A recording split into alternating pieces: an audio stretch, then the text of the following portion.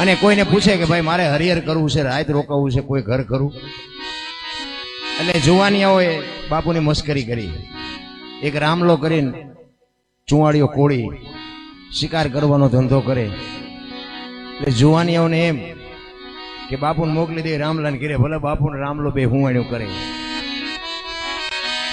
એ કે આમ હાલા જાઓ, અહીંયા એક રામજી કરીને છે, અહીંયા બધા સાધુ બાવા આવે છે. બાપુ ગયા. એ કે ભાઈ રામભાઈ નું ઘર? તો કે બાપુ રામભાઈ મારું નામ.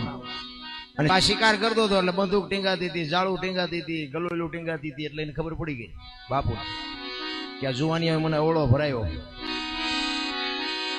પણ રામલાને કીધું કે સીતારામ, અને રામલાએ કીધું કે બાપુ સીતારામ. એ કે મારે હરિહર કરવું છે ને રાત રોકાવું છે.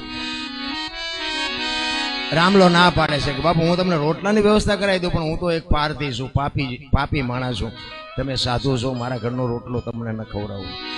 એ કે બીજાને ઘરે ક્યાંય નથી જવું, તારા જ ઘરે રોટલા ખાવા છે. એના ઘરનાને કીધું કે ભાઈ રોટલા બનાવ્યા, બાપુ હઠ પકડી છે, એમને જમાડવા પડશે.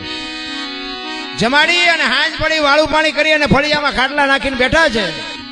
આજુબાજુમાંથી ભાભલા થોડાક આવીને બેઠા, 15-20 માણસો આવીને બેઠા છે. બાપુ સત્સંગ કરે છે. રાત્રિના 12 વાગ્યાનો સમય થયો. રામલાનો દીકરો બહાર વાડામાં જાય અને અહીંયા એરો આપડી ગયો. ભાઈ દીકરો લથડિયા મારતો મારતો મારતો ઘરમાં આવ્યો. રૂમ ની માલિકો ગયો, ચકરી ખાઈને દીકરો પડી ગયો, ખોળિયામાંથી જીવ નીકળી ગયો.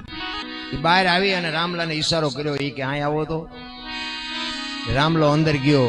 એ કે આપણા દીકરાને એરો આપડી ગયો, દીકરો ગુજરી ગયો.